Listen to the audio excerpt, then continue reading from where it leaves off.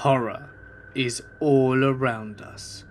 We never know when we may bear witness to something absolutely terrifying, or experience something horrific firsthand. Here are 10 horror stories that are sure to give you chills, with my good friends Being Scared and Hellfreezer, to prepare you for our upcoming collaborations. So get comfortable and let the darkness take control. Number 1. Around the tender age of 11, I was diagnosed with schizophrenia. My parents attempted to convince me that it wasn't bad, and that I would still be a normal kid. But as years went by, I grew more and more distant from my parents, living in a solitary world. I would talk to myself, sometimes resulting to self-harm, to kill the voices. I was resented by man and beast alike. The world had transformed to a seemingly endless tunnel of hate and darkness. That was until I met him.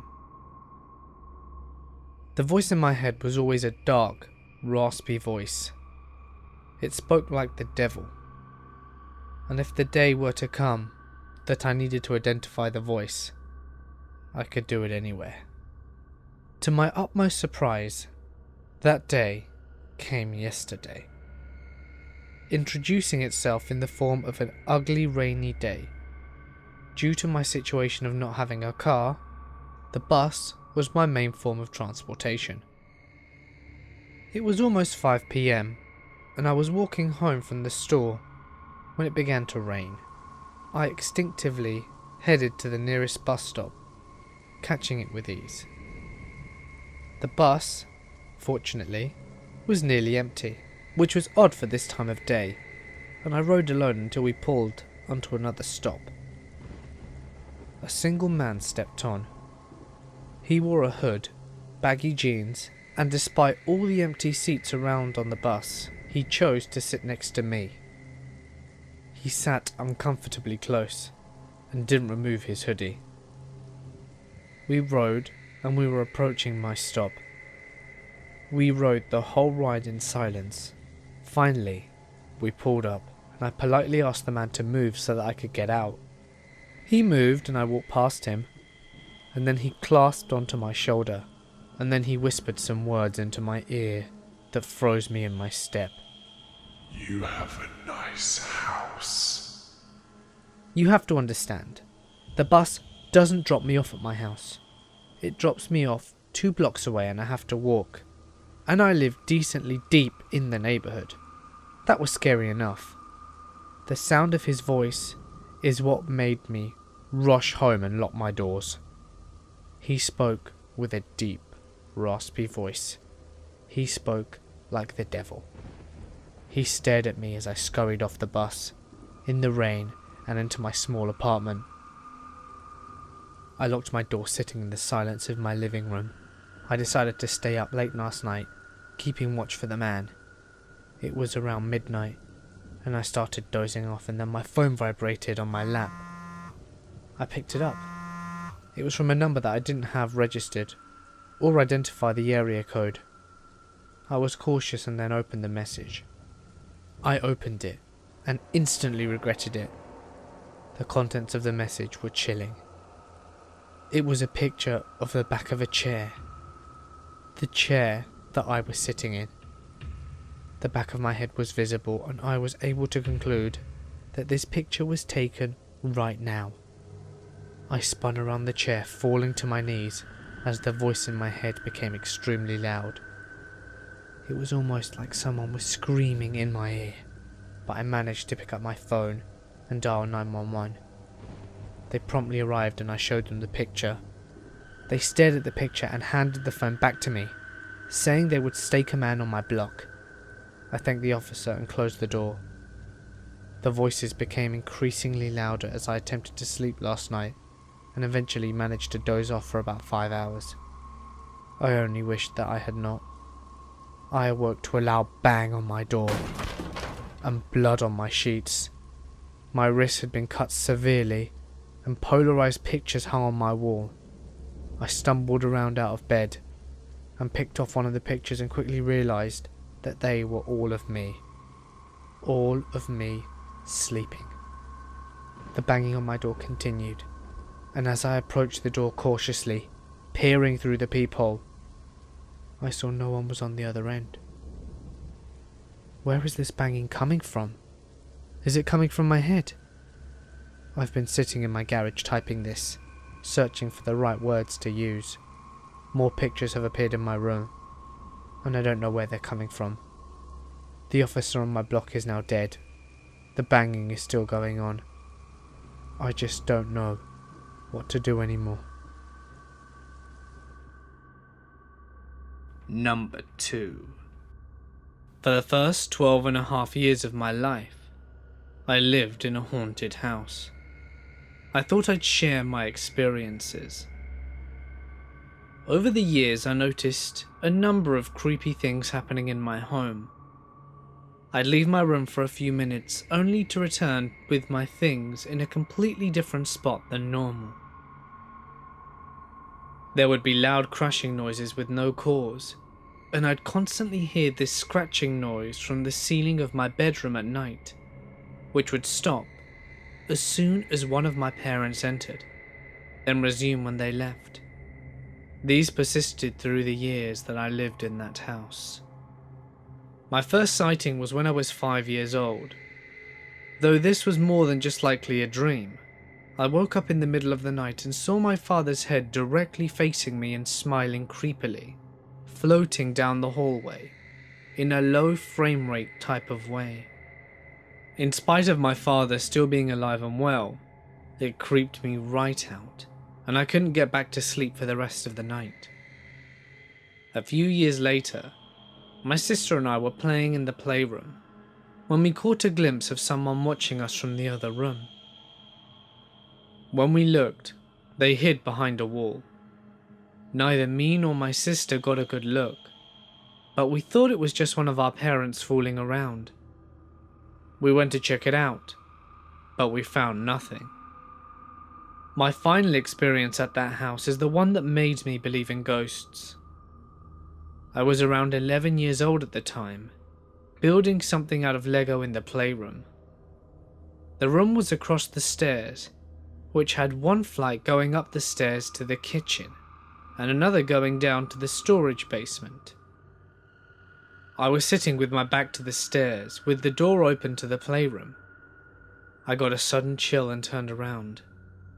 What I saw was a boy with pure white hair and skin, with a grey outfit floating down the stairs from the kitchen, then floating into the basement, fading away as it went down the stairs.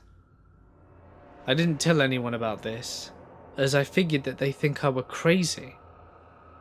My family moved to our current home a couple of years later, and one day, we somehow got onto the topic of ghosts, and I decided to share that I had seen a ghost in our old house. It is at this point my sister pipes up and asks if it was a little boy, then goes on to describe the exact same spirit that I saw.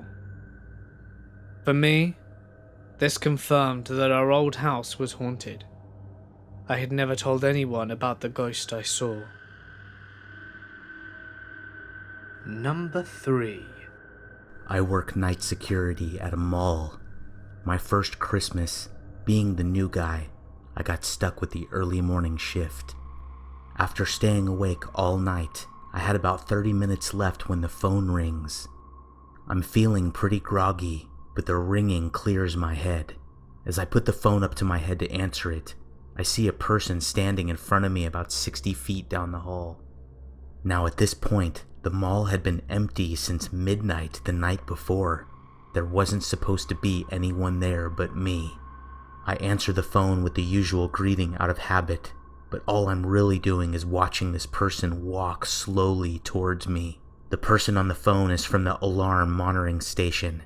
I had the alarm set the whole night, and they casually start to tell me that we have an alarm going off at our location.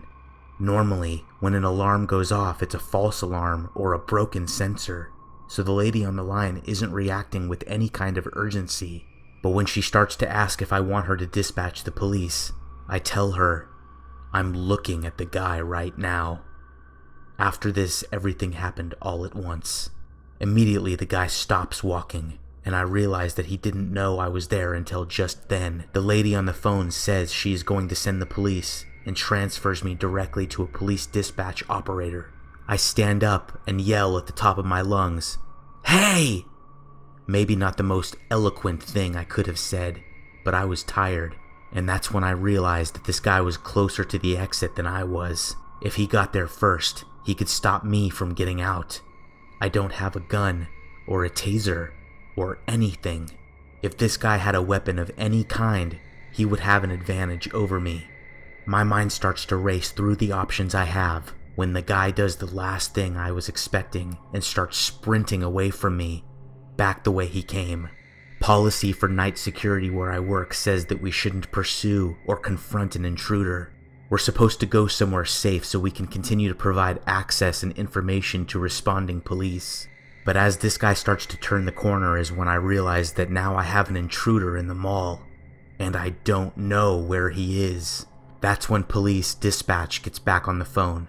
I grab the only thing I can think to use as a weapon, the night security mag light.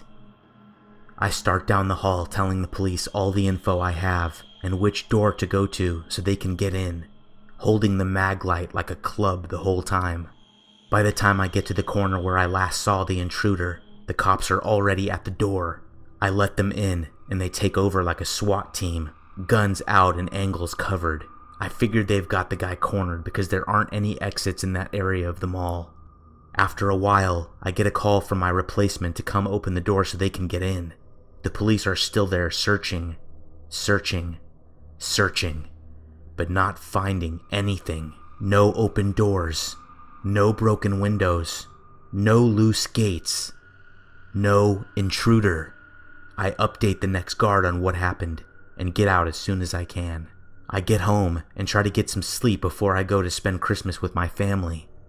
Instead, I spent the next few hours tossing and turning, thinking about people hiding in the dark corners of my room. When I got to my parents' house, I relaxed a little and caught a little nap. But then later that night, I had to go back to the mall for another night shift. Spent the whole night with all the lights on and the mag light at the ready. They never found the guy, or how he got in or out. Number 4. So here is some background info. I work for a utility company in Massachusetts, which requires me to go into people's homes quite frequently. I'm 22, and my partner in the field was another male aged 23. We got scheduled for a shut-off on a house due to lack of payment. The house was actually in a very wealthy town, so we figured it was a mistake and went to speak with the owner of the property. We drove for about 20 minutes until we reached this house. We both thought it was a mistake, as it was the size of a large shed. However, we went to the front door, which was blocked by a large pile of branches from some dead trees on the property. I knocked and waited for about 5 minutes, and as we were about to leave, an older man answered the door. We explained the situation about lack of payment, and he guided us to the basement door and said that we could find what we were looking for down there.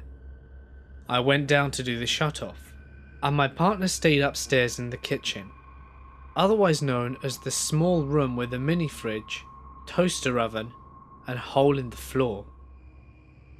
I was in the basement, which was pitch black and very small, and I was convinced that I could hear people faintly whispering. I looked around with my flashlight and saw nothing. After I heard these noises, I did my shut-off and hurried back upstairs. My partner was still in the kitchen room, and I asked him where the man had gone. He said he had to use the bathroom. We waited about 15 minutes in the kitchen before I knocked on the bathroom door. No answer. I yelled in and said, "Sir, we're finished. We're going to leave now and we need you to sign this form." No answer. We waited a bit longer before I tried the doorknob. It was unlocked, and I cracked the door and said, "Sorry, but I didn't think you could hear me from the hallway. We have finished our job and we need you to sign the form before we leave." Again, no answer. I opened the door to a room with a sink and a toilet, small light bulb, and no windows. I asked my partner if he was sure he went in there.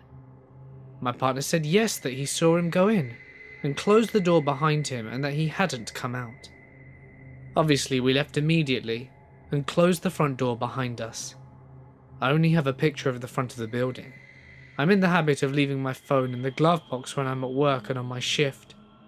But still, I just don't have a reasonable explanation for what happened that day. Number 5. I'm the kind of person who scares really easily. So I'm always cautious, suspicious, and paranoid. To be honest, I live in a small port town where nothing out of the ordinary happens. I was about 17 at the time, and I used to take a bus to school. Actually, I had to take 2 buses, as the school was in another town. There used to be a lot of older college kids in the bus, but it was us schoolgirls that were usually the victims of groping and other creepy things that some freaks were into. I always held my umbrella tight in my hand, ready to lash out at any creep trying to get fresh with me. Where I come from, it's either very hot or wet. It so happened that one day, I was sitting next to the window in the bus back home, just looking out at the scenery we passed by. Someone sat next to me as I continued looking out. I turned to see a man, really short and dark-skinned, looking right into my eyes. Panic surged through me as my grip tightened on my umbrella. I looked away and pretended like I was just fine. He was very dirty and kind of unstable looking. He took out his phone and played some kind of song. I don't really know what language it was. And the music in it was just some creepy piano playing. I had never heard that song before. He smiled and bobbed his head to the music, which was weird because it wasn't really the kind of music you bob your head to. My heart was racing. He occasionally looked at me and smiled. I was feeling dumb and feverish. Throughout the journey, the song kept playing. I was too scared to tell him it's disturbing. But I don't know why no one else did either. No sooner did the bus reach the stop where I got off than I rushed out of my seat. For a brief moment I thought I felt his hand on my behind. But that moment passed and I tore out of the bus. I started walking to the bus stop from where I took the second bus home, and felt someone following me. "Excuse me, can I talk to you?" I heard his voice from behind me. I kept walking. I slipped once and scraped my knee, but I got up and just kept walking. He continued following while repeating, "Excuse me." The second bus I take pulled up at the bus stop, and I ran to it. I got in and sat on the last seat. I looked out the glass, and there he was, staring at me. I didn't see him after that, and kind of forgot about the incident, until this thing happened. I moved to a hostel when I was in college. This is 3 years after the first incident. Now, my home was further away, and when I had to visit home, every other weekend, I had to change 3 buses to get there. On such a weekend, I was on my way home. In the first bus, I was seated next to the window.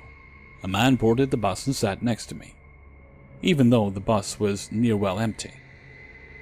He sat for about a minute, then got up and moved to the seat in front. I didn't really notice him.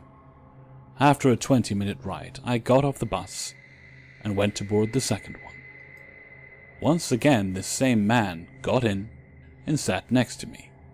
He asked me where the bus was going, which is stupid because when we purchase the ticket, we are told which bus to take. I didn't reply. He got up, he got off the bus. Relief washed over me. A few seconds after the driver started the engine, he rushed back in and sat in the seat behind me. I was now convinced I'm being followed. The 40-minute ride seemed like hours. I was really afraid. I tried to calm myself down through the ride. Maybe I'm just overthinking. Maybe it's just a coincidence. I simmered down and spent the remainder of the journey playing games on my phone. It was around 7 when I reached my hometown. I still had another short bus ride left till I got home. I reached just in time to catch the last bus for the day. Being my area, a lot of familiar faces were in the bus. I felt much better now. Of course, he got in. This time I sat next to an old lady that Mum often spoke to at church. He sat in the seat adjacent to us. Throughout the journey he stared at me, only looking away if I turned. I felt a deja vu moment, though I couldn't really place it. My bus stop arrived and I rushed out of the bus. It was dark now, and there were only a few streetlights. I felt footsteps behind me and a beeping sound like someone dialing a number. Then I heard music. The hair on my arms stood as a chill ran down my spine. I recognized the tune. The same eerie piano music. The same unknown language. Then the footsteps picked up pace. I just ran until I saw the familiar building, the church. There were a few people gathered outside, probably some prayer meet. I ran up the steps and tried to just blend in among them. When I turned around, he was gone. He just disappeared. I didn't know what to make of this. I considered telling one of the men there to just look around. But since he wasn't to be seen anywhere, I dismissed the thought. I waited there till the people left and walked home with them. It's been 6 years now since the second incident. I haven't come across him again.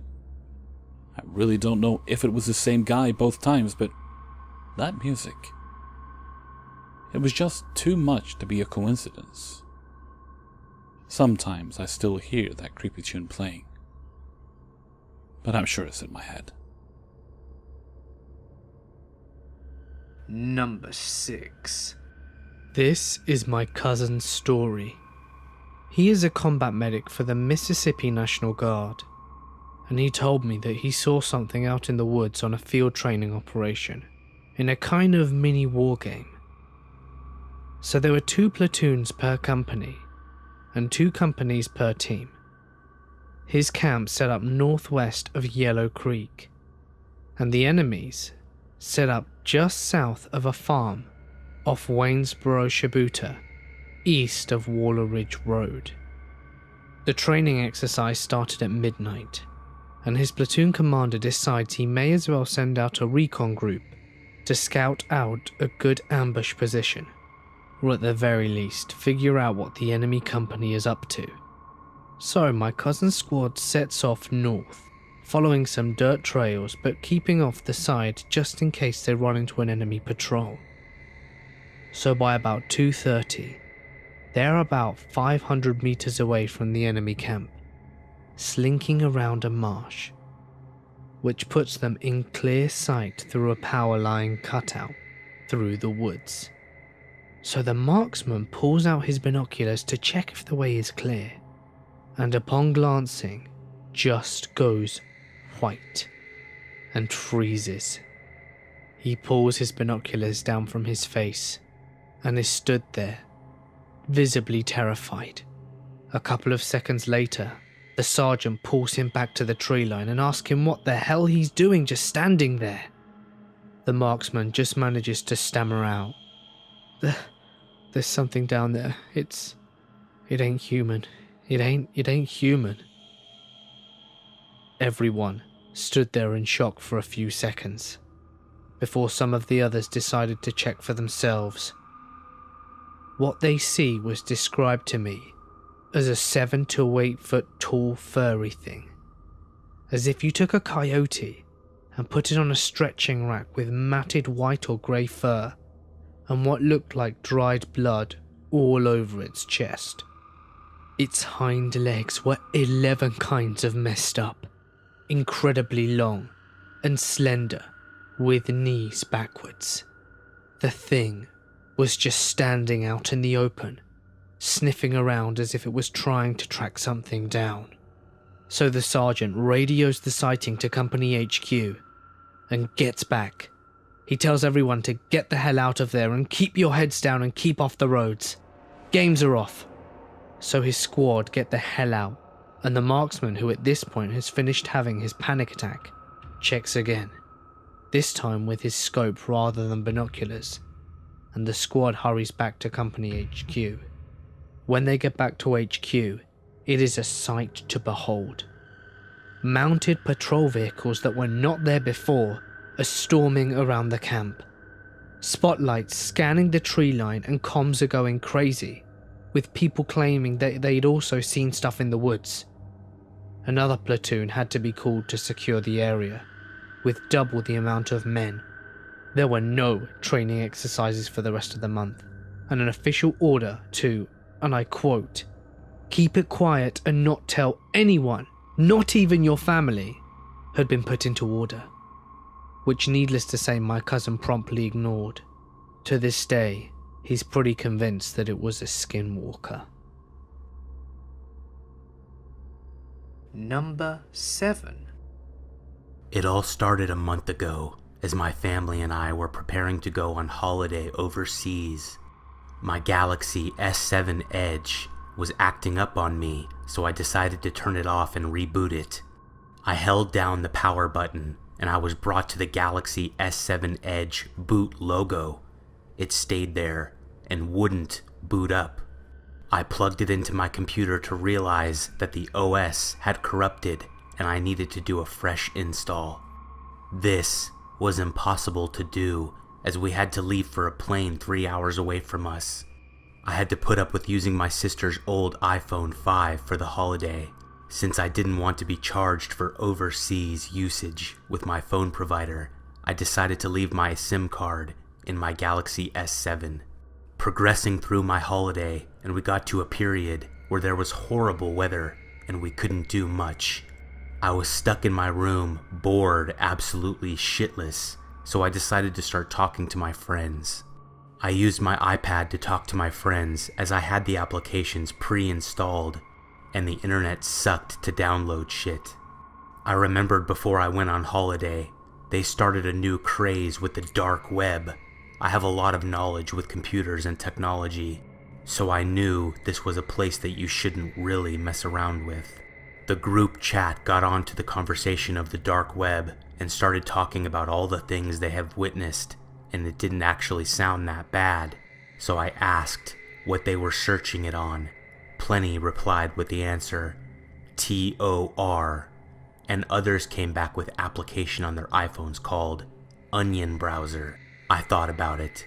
This iPhone has been wiped so many times that there would be no information on it for my sister. What have I got to lose? The pressure got to me, and I bit the bullet. I went onto the App Store and downloaded it. I opened the browser up and headed over to the wiki to show me some sites that I could access. There were the basic sites, like black market type, guns, drugs, hitman services, and whatnot. I saw that there was another section to the wiki and clicked on it. The websites had minimal information about them, so you didn't really know what you were getting yourself into until you loaded the site up. I closed my eyes, scrolled down a bit, and clicked a random link. As I opened my eyes, I was looking at some website with numerous services on it. It seemed pretty clean, until all of a sudden, a chat window popped up on the bottom right-hand side of my screen. "Hi, and welcome new user. Thank you for coming." I replied, saying, "No problem." Thinking nothing of it, I saw another message. "We have a show about to start. Would you like to join?" At this point, I was oddly curious about this show that the user was talking about. I wonder what it could possibly be. I replied saying, "Yeah, why not?" I was then greeted with a bunch of terms and conditions. The one that stuck out was, if you leave before the show has ended, your IP will be blocked from the site and you will never be able to access the site again. Shit, they would have my IP? I was worried for a moment, but then thought, I'm at a hotel. What's the worst that could happen? I agreed to the terms and conditions and followed the instructions to the show. I was presented with a hidden part of their site with a blank live feed in the middle. It was counting down to the start of the show. As the counter got to 1 minute till the show begins, a chat box at the bottom appeared. I saw people entering messages in it. It was a chat for us to communicate while the show was happening. Nothing was really said, just a few hellos and how are yous. There wasn't any talk about what the show would feature. The timer got to 0 and the live feed started. A man with an anonymous mask greeted us all. Hello and welcome to the show. If you are new here, then thank you so much for joining us. If you are an existing user, welcome back and thanks for coming. We have something special in store for you today. The guy stepped away from the camera and a light turned on. A girl in a mask, strapped to a chair with only her bra and panties on. I got a bit worried and thought that she was going to be raped. I was wrong. Another chat window popped up with a user by the name of Scarecrow476. The host asked, Scarecrow, please inform us how you want this to go down. He replied, get an angle grinder and cut her stomach apart and then slit her throat. I couldn't believe what I just read. My heart dropped into my stomach. There is no way they are about to kill this girl. I was frantic and had no idea what to do. I watched with my eyes watering. The man switched on the angle grinder and started cutting her up. I felt like throwing up. How did I just watch an innocent girl get killed? I typed in the chat, you guys are fucking mental. I hope you get killed in the worst ways imagined. I'm calling the police. This was where I made the worst mistake ever. I was immediately redirected to a blank screen with a chat box. The user was by the name of Site Owner. I knew I fucked up big time. He wrote, you go to the police and you and your whole family will be killed. I replied with, I won't, just please let me go. I turned the application off and immediately uninstalled the application. I was scared for my life. I had no idea what to do. I returned home to find that everything in life seemed to be normal. I wiped the phone and listed it online for sale. A guy bought it for his daughter as a gift. He was a nice guy who was about to go on vacation for the weekend to the city. He thanked me ever so kindly, and he left. I was so relieved. I don't ever have to see that phone again and remember the horrible things I saw and encountered on my holiday away. A week had passed, and there was a breaking news segment on the TV that interrupted the show I was watching. A family had been brutally murdered. They were visiting the city for the weekend. They had been uncontactable for the whole week, and their immediate family were worried and called the police. The police found them dead in the hotel, brutally chopped up. They had no idea who had done it and wanted witnesses for people with information to step forward. It hit me like a freight train. They got the IMEI for the phone, and once they logged into a form of social media and knew who they were, someone hunted them down and murdered them. I felt absolutely horrible. How did I not think of that? I wanted to somehow help the police, but to explain why I was on the dark web and what had occurred would have been hard to do. To this day, I have extremely poor sleep and nightmares of the poor man and his daughter being killed. I will never forgive myself for the stupid mistake I made. Be extremely careful what you do, and I advise that you never go onto the dark web. Number 8. My girlfriend and I hike a lot. We also camp, fish and kayak. So being in a new area or environment is not usually a challenge or foreboding to me or her. I live in the countryside, and so did she at the time. So we get up and decide to go to a fairly well-known park to hike for the day, but ultimately decide to venture to a new spot. It's rainy and overcast all day, so we bring our rain gear and get to it. We head into the park area and check out the map, and notice that no one else is around, and it looks like as if the place has been empty for quite some time. Nobody prints on the ground and barely any litter or running water. We head down the trail and come to the main part of the park. There was a small canyon which we ventured down as far as possible, but then we decided to turn back as the rocks were very slick and we did not have the proper boots. I did bring a knife though, as usual. It should definitely be noted that the area stank. It smelt like an animal had died in the area. I checked for any animal, but nothing was near us. I didn't understand how such a foul odour could be emanating from seemingly nowhere, as this area was quite open. I felt uneasy from the get-go, to be honest, but I hadn't mentioned it because I wanted to come off as strong and confident to my girlfriend. Not only that, but I wanted to keep my confidence in order to hold my ground in case something actually were to show up. I had this sense of dread the entire way down the canyon and back up. It was when we were halfway back to the car that I noticed there were no sounds in the wood. It was raining, so there should be summer bugs calling, toads trying to find partners and birds communicating. But there was nothing but dead silence. She must have noticed it too, because then she asked me to play some music, which I happily did, and we continued walking to the car. I felt eyes on me the entire walk there, as well as a horrible sense of dread, like something was right over my head or in front of me, but I couldn't see it.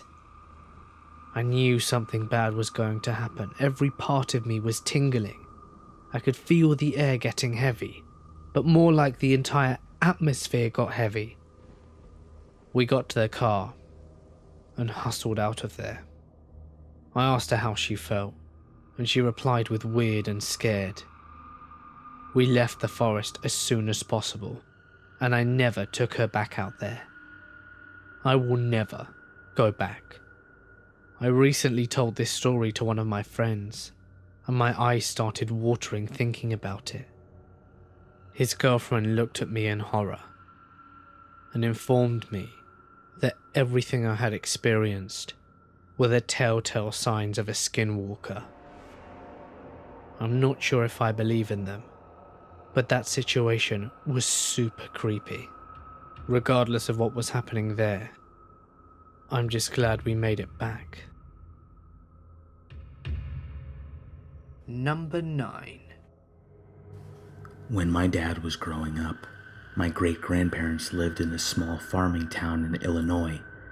For the most part, the town was quiet and peaceful. In the mid-'80s, a friend of my great-grandmother, Gina, came to her with the news that one of her sons had turned up dead. He had gotten involved with drugs, and it was suspected that a gang tracked him down. The police weren't getting anywhere, so Gina decided to investigate the murder herself. One night in April, a few months after Gina's son was killed, Gina was found dead in a field. According to my great-grandmother, Gina was very close to cracking the case. However, the death was ruled a suicide by local police, and everybody moved on. Everybody except for my great-grandmother. Great-grandma knew pretty much everything about the case, as Gina had continued to update her as she tried to solve it. So, she picked up where Gina left off and began asking folks around town if they knew anything. One night, my great-grandparents came home from a day in town. Great-grandma went into the house and almost immediately heard the phone ringing. Not thinking anything of it, she picked up and answered. On the other side of the line was a man who said, "If you don't mind your own business, you're going to end up in a field like your friend." The next day, my great-grandfather bought his first gun. Looking back, it's creepy to think that the man on the phone called so soon after they got home. I'm glad my great-grandmother stopped searching and that my great-grandfather took precautions in order to protect his family. Both of my great-grandparents lived long lives, and Gina's husband ended up remarrying and moving out of state. This is my great-grandmother's story. She passed away in 2005, at the ripe old age of 103. This story is family folklore, but unlike most family folklores, which have been exaggerated with time, this one is 100% true. Number 10. The only pictures I've seen of my grandparents are 2 black and white photos of them in my den. My mother always spoke very highly of her parents, and I'll see her tear up now and then when she speaks of them. When I was in 2nd grade, I had a dream about them. They were introducing themselves to me and giving me a tour of their house and boat, which is something my mother never showed or mentioned to me. My mother never showed me their house because it was sold, and she also never mentioned about a boat. They made me a huge dinner and invited all of my aunts and uncles, but in the dream, they were children instead of adults, and my grandma even showed me her famous sauce she made every Sunday, which is something that my mother never told me about. It was all very happy and upbeat, and at the end of the dream, my grandma pulled out my speech notebook. I had to use a speech notebook because I had a speech tutor to get rid of my lisp at the time.